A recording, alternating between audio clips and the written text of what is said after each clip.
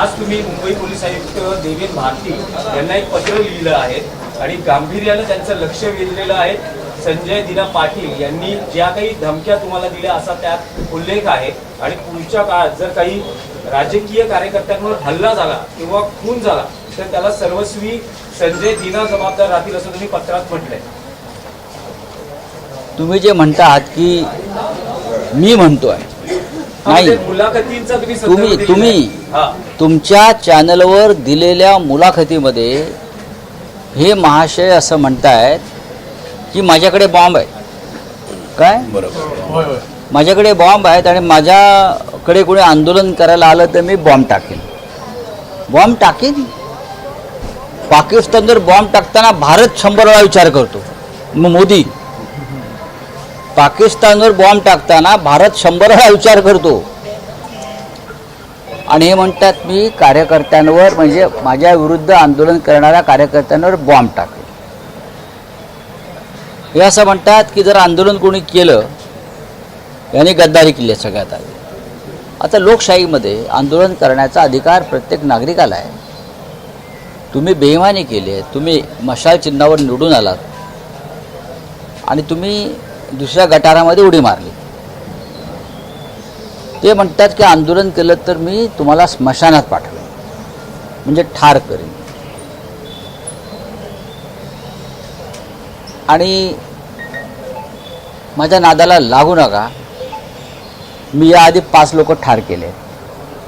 आता हे 5 लोक ठार केले असतील तर ते कोणत्या प्रकरणात त्यांनी ठार केले आहेत, कधी ठार केले आहेत, ते कोण होते, त्यांच्या बॉड्या मिळाल्यात का नाही, रिकवर झाल्यात का नाही त्यावेळेला, हे असं म्हणतायत. तर त्याची चौकशी अत्यंत गांभीर्यानं गृह खात्यानं आणि मुंबई पोलीस आयुक्तानं केलं पाहिजे. जर बॉम्ब तुमच्याकडे असतील तर बॉम्ब तुम्हाला दिले कोणी? अतिरेक्यांनी दिले का? जर अतिरेक्यांकडून तुमच्याकडे बॉम्ब आले असतील तर दहशतवाद विरोधी पथकाकडे ही केस दिली पाहिजे. कारण बॉम्ब अतिरेकी बनवतात ना. मुंबईवरती बॉम्ब हल्ला कोणी केला? दाऊद इब्राहिमने केला किंवा पाकिस्तानमधल्या अतिरेक्यांनी केला, कसाबने केला. हे अतिरेकी आहेत, त्यांच्याकडे बॉम्ब होते आणि हा माणूस म्हणतो माझ्याकडे बॉम्ब आहेत. मग एकनाथ शिंदे यांचा बॉम्बचा कारखाना आहे का? त्यांचा ड्रगचा कारखाना असल्याची मध्यंतरी बॉम्ब होती. ते ड्रगचा कारखाना साताऱ्यामध्ये पकडला आणि तोच पैसा राजकारणामध्ये होतो. बॉम्बचा कारखाना त्यांनी बनवून हे जे गद्दार खासदार आहेत त्यांना बॉम्ब दिलेत का घरात ठेवायला? कार्यकर्ते आले का वरून बॉम्ब टाका. याची चौकशी व्हावी आणि कोर्टामध्ये आता आमचं एक पिटिशन जाईल. आमच्या एकाही कार्यकर्त्याला हात लागला,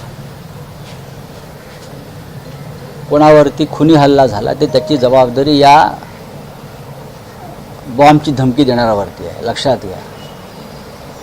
आणि मी परत सांगतो, दादागिरी कोणी करायची नाही. आपण गद्दारी केली, आपण 50 कोटी गिळले आहेत ना. मग ते भाऊ वागचौरे असेल, संजय देशमुख असेल यवतमाळचा, परभणीचा तो संजय जाधव असेल, नागेश अष्टीकर असेल, तुम्ही तुमच्या अवकातीमध्ये राहावं. उगाच पोलिसांच्या मदतीनं किंवा अमित शहांच्या कवचकुंडलांवर शिवसैनिकांना डिवचू नका. तुम्ही म्हणतात ना शिवसेनेकडे आता काय आहे, राहिलं आहे काय राडा करायला. मग घाबरून पोलीस बंदोबस्तात 100 पोलीस घेऊन फिरतोय तो भाऊसाहेब वागचौरे. परवा शिर्डीला आमच्या 2000 कार्यकर्त्यांना अटक करून ठेवलं का? तर भाऊसाहेब वागचौरे शिर्डीत येणार आहे मतदारसंघात. 2500च्या आसपास कार्यकर्ते 8 पोलीस स्टेशनला अटक करून ठेवली त्यांनी आणि सगळे रस्ते बंद करून ठेवले. हे काय इस्रायलचे प्राईम मिनिस्टर आहेत का सगळे रस्ते बंद करून ठेवायला? का प्रेसिडेंट ट्रम्पचा पोरगा आहे हा? काय कमिशनरला माझी विनंती आहे, हा अत्यंत गंभीर विषय आहे. हे बॉम्ब आहेत का? ते म्हणतात बॉम्ब आहेत. त्यांनी कबुली दिली आहे गुन्ह्याची. आरोपी जो आहे त्या जेव्हा गुन्ह्याची कबुली देतो की माझ्याकडे बॉम्ब आहेत म्हणजे तो आहे, ताबडतोब ॲक्शन व्हावी. बस. तुम्ही स्वतः सीपींना भेटणार आहात का? नक्कीच, निवेदन तर दिले आहे. नक्कीच. अहो नक्कीच. माझ्या बाजूला बघा रमेश कोरगावकर विभाग प्रमुख आहेत. हां, आमचे दळवी आहेत, सुरेश दळवी आहेत, सुरेश पाटील आहेत, आमच्या महिला आघाडीच्या सगळ्या पदाधिकारी आहेत, शिवसैनिक हे कशा करता आले आहेत? येऊ द्या अंगावर सांगायला आले. टाका बॉम्ब, बॉम्ब टाका म्हणजे बॉम्ब आहे कळेल. आता आम्ही तो बॉम्बचा कारखाना शोधू हळूहळू, किंवा बॉम्बचं कोठार कुठे आहे ते शोधू, पण खरे बॉम्ब इथे आहेत हे लक्षात घ्या.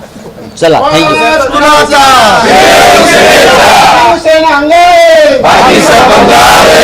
राऊत, काल महाविकास आघाडीची बैठक पार पडली, ज्याच्यामध्ये 60 पैकी फक्त 37 आमदार उपस्थित राहिले. उद्धव ठाकरेंनी चिंता व्यक्त केलेली आहे नाही, की मी होतो त्याच्यामध्ये, एक लक्षात घ्या. आता कालच्या बैठकीला सुनील राऊत नव्हते, बरोबर ना? का नव्हते? त्यांच्या भागामध्ये एक भिंत कोसळली, पावसामुळे एक मोठी भिंत कोसळल्यामुळे काही लोक तिथे जखमी झाले, अडकले. त्यांनी मतदारसंघातच राहिला पाहिजे. रोहित पवार नव्हते, रोहित पवार एका आंदोलनामध्ये अडकलेले आहे. जयंतराव पाटीलसुद्धा अशाच एका याच्यात, असे काही अनेकांनी आपली ती भूमिका कळवली, पण बहुसंख्य आमदार तिथे उपस्थित होते. विधान परिषदेचे होते, विधानसभेचे होते, आणि महाविकास आघाडीचे सर्व नेते उपस्थित होते ना. राऊतसाहेब, त्यांनी महाविकास आघाडीतल्या 3 पक्षांबद्दल म्हटलेलं आहे की आपण खरंच एकत्र आहोत का, असं कोणी म्हणाले? उद्धव ठाकरेंचं विधान आहे बैठकीत, असं कळत आहे. कारण नाही, तुम्हाला कळतंय ते कळतंय, पण ते बोललेत का?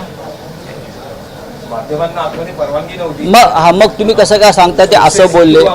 उद्धवजींनी असं, बघा, तुमचे सोर्सेस काय आहेत हे मलाही माहिती आहे. मी तुमचा सगळ्यात मोठा सोर्स आहे हे तुम्हाला माहिती आहे, एवढंच मी पण तसं नाही बोलले आहेत ते. उद्धवजींनी असं सांगितलं की आपण जे 3 महाविकास आघाडीचे प्रमुख घटक आहोत, त्यांनी सातत्यानं भेटत राहिलं पाहिजे, बोलत राहिलं पाहिजे, संघर्षाची तयारी ठेवली पाहिजे.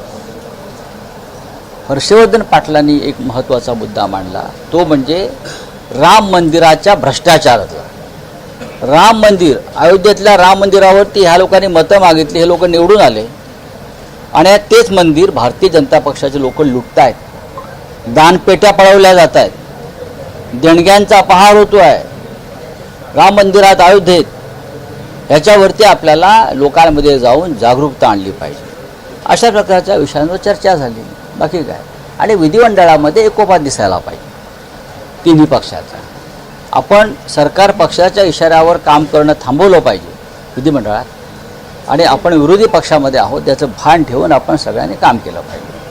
ही या तिन्ही प्रमुख पक्षाच्या नेत्यांची एक भूमिका तिथे राहिली. हा हिंदी में क्या है? आणखी एक विषय क्या है? विधानसभा अध्यक्षांचा दिलगिरी व्यक्त केली. नहीं, commissioner of police Mumbai mister Deven Bharti ji को मैंने एक लेटर लिखा है. यहाँ के जो एमपी है मुंबई के, जो गद्दार हो गए हैं, वो कहते कि मेरे पास बम है और अगर मेरे खिलाफ कोई आंदोलन करेगा तो मैं उनके ऊपर बम डाल दूंगा. ये बहुत गंभीर बात है. इस देश की हमारी फौज भी पाकिस्तान में अगर बम डालना है तो मोदी जी को पूछते हैं पहले, बम डालना है नहीं डालना है. मोदी जी ट्रम्प को पूछते हैं क्या करना है, डालना है नहीं डालना है.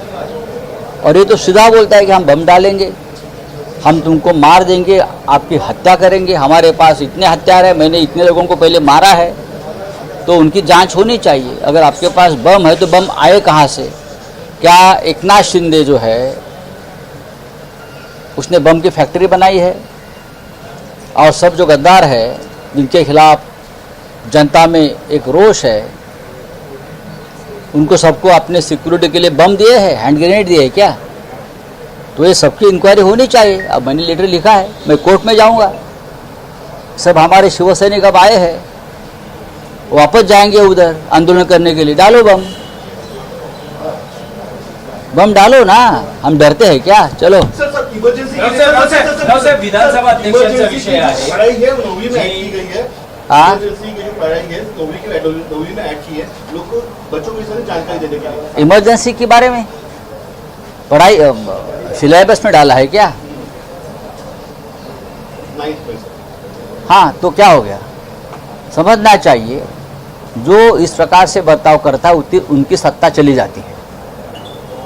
12 साल से इस देश में इमरजेंसी है, 12 साल हो गए इस देश में इमरजेंसी है। इंदिरा गांधी ने किसी के पार्टी को नहीं तोड़ा, इंदिरा गांधी ने संविधान को ख़त्म नहीं किया।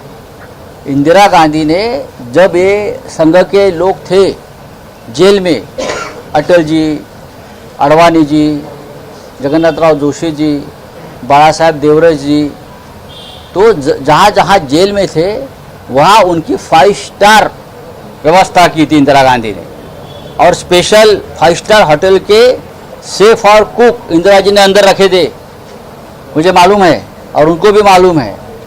उसमें से कुछ लोगों ने इंदिरा जी की माफ़ी भी मांगी बाद में और इमरजेंसी का समर्थन किया, जिसमें बाला साहब देवरस भी थे और भी लोग थे उस वक्त। लेकिन वो ज़माना अब 50 साल हो गए। 12 साल से जो है बीजेपी सारे जो कोर्ट्स है, ये ईडी है, उनको काबे में ले चुकी अब इमरजेंसी है ना देश में, और क्या है। पढ़ाई कार्रवाई जारी किस तरह से आप देखते हो? देखो, ये पढ़ाई का विषय नहीं है इमरजेंसी। इमरजेंसी का पढ़ाई का विषय एक व्यवस्था है। अगर देश में अराजकता फैलती है तो इमरजेंसी आप लगा देते हैं, संविधान में व्यवस्था है उसकी। तो उसका मतलब आप संविधान को मानते नहीं हो। इस देश के संविधान ने अधिकार दिया है प्राइम मिनिस्टर को कि अगर देश में अराजकता पैदा होती है तो आपने नोटबंदी क्यों लाई भाई? नोटबंदी क्यों लगाई आप मुझे बताइए। कि कोरोना काल में आपने एपिडेमिक एक्ट क्यों लाया ना। संविधान में और कानून में वो प्रावधान किया है, लेकिन आप लोग संविधान को मानते नहीं हो। इमरजेंसी का समर्थन हिंदू हृदय सम्राट बाला साहब ठाकरे जी ने किया था, क्योंकि देश में अराजकता फैली थी। और ये बीजेपी के नेता ये बोल रहे थे खुलेआम, क्या बोल रहे थे, पुलिस को चैलेंज कर रहे थे, फौज को चैलेंज कर रहे थे, इंदिरा गांधी का सरकार का आदेश मत मानो। एक डिसिप्लिन फोर्स को ये बोल रहे थे कि आदेश मत मानो सरकार का। क्या मोदी जी के बारे में ऐसा कोई कहेगा कि प्रधानमंत्री के आदेश फौज ने नहीं मानने चाहिए, तो मोदी क्या करेंगे? क्या करेंगे? चरण सिंह की यह भाषा थी, जयप्रकाश नारायण की भाषा थी। फौज को बगावत का आदेश दे रहे थे और ये बहुत गलत था। इस देश की फौज एक डिसिप्लिन फोर्स है। आप उनको कहेंगे कि इंदिरा गांधी के खिलाफ बगावत करो, देश के खिलाफ बगावत करो, तो इमरजेंसी क्या 10 इमरजेंसी आनी चाहिए। राव साहेब, विधानसभा